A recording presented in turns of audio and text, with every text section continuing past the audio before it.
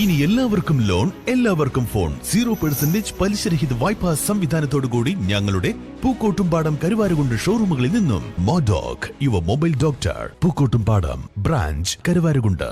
നിലമ്പൂർ നഗരസഭയിൽ വാർഷിക പദ്ധതി രൂപീകരണത്തിന്റെ ഭാഗമായി വികസന സെമിനാർ സംഘടിപ്പിച്ചു. ആര്യടൻ ഷൗക്കത്ത് MLA ഉദ്ഘാടനം ചെയ്തു.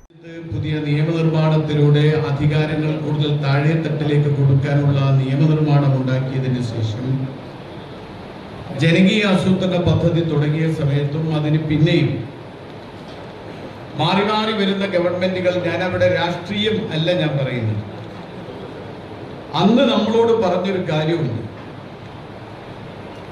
ഇപ്പോ ബഡ്ജറ്റിന്റെ പ്രത്യേക വിൻഡോ പ്രകാരം 30% മുതൽ 40% വരെ ബഡ്ജറ്റിന്റെ 1/3 എങ്കിലും 33% നിർബന്ധമായും തദ്ദേശ സ്വയംഭരണ സ്ഥാപനങ്ങൾക്ക് നേരിട്ട് നൽകും. ഇപ്പൊ കൈമാറിയ വകുപ്പുകൾക്ക് പുറമെ ഇനിയും കൂടുതൽ വകുപ്പുകൾ താഴോട്ട് തരും. പക്ഷേ നിർഭാഗ്യവശാൽ പിന്നീട് തദ്ദേശ സ്വയംഭരണ സ്ഥാപനങ്ങൾക്ക് കിട്ടിയ അധികാരം പോലും തിരിച്ചു പിടിക്കുന്ന അവസ്ഥാവിശേഷമാണ് നമ്മൾ കണ്ടത്.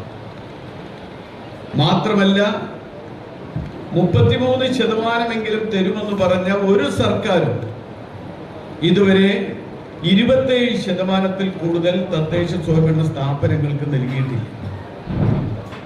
ഇനി തരുന്ന 27% തന്നെ ബാബു വർഗീസ് പറഞ്ഞു സ്റ്റാറ്റ്യൂട്ടറി ആയി. നഗരസഭാ ചെയർപേഴ്സൺ പത്മിനി ഗോപിനാഥ് അധ്യക്ഷത വഹിച്ചു.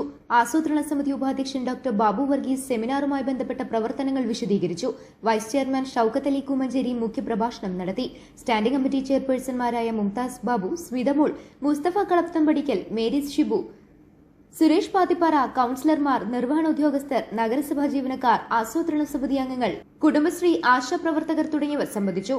News bureau, Nilambur.